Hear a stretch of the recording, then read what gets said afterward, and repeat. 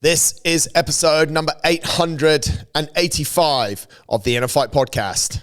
This week, I bring you 5 ways to stay healthy during Ramadan. Welcome to the holy month of Ramadan, and welcome to all those people who are fasting and all the people who aren't fasting. Because no matter where you are in the world, I think if you're not fasting, some sort of understanding in the way that you can support the people that are fasting could be super useful. This will be something like my 40th Ramadan in Dubai, although I was at boarding school for a few, but in my boarding school, in my form, I actually had a girl, believe she was from Ethiopia, who also fasted every year, and it was a very special time. So what are the 5 things we could do to stay healthy in Ramadan?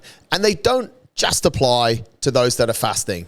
As you'll see, number 1 is to make sure you get your sleep. I suggest that people sleep somewhere in the region of 7 to 9 hours a night. This is super challenging for people during Ramadan because of what I'm going to speak about later, which is not skipping suhoor, eating before the fast starts. However, what I encourage people to try and do is to try and have at least 7 to 8 hours, even though they might be split. During Ramadan, we might see work hours be a little bit more lenient.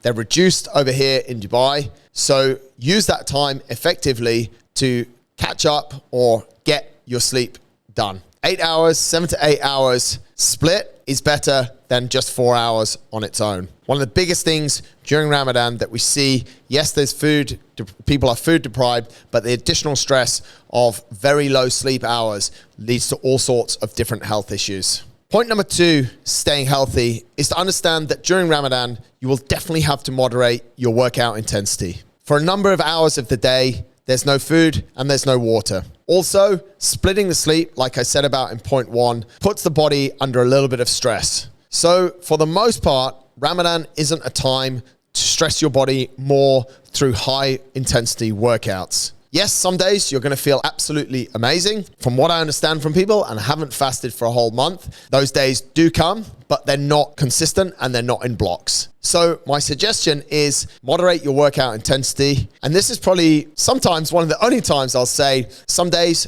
your 80% might actually feel like 100%, and that's absolutely okay. To be honest, anytime your 80% feels like 100%, it's okay, just as long as you understand why it is. But don't expect during the month of Ramadan to be able to go, as we say, full gas every single day. Number 3, I mentioned it in the sleep. Please don't skip your breakfast suhoor. This is the meal just before the fast starts in the morning. If you're late at night or if you've eaten a lot at night and late, you might not feel like waking up for suhoor.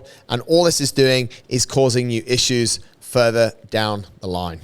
Breaking your fast, the iftar, is super important. When we're in a fasted state, when we're super hungry and when we're also fatigued, sometimes our choices of food might not be the best. Therefore, try and make sure that you have good ingredients in the house, that you have good food. Even if you're out, you have access to good food and you don't just dive in for what is normally more comfort food and the less healthy food. Breaking your fast properly is super important, and it could also tie into your workout times as well. So giving some thought to the food that you eat when you break your fast and what training you're gonna do either before you break your fast or after you break your fast or in the evening is something that is really important to consider in order to stay healthy during the holy month of Ramadan. The final thing, number 5, is to try and steer yourself clear of what I've called commercial temptation. Ramadan is a huge commercial time as well. There's lots of different offers, often on processed unhealthy foods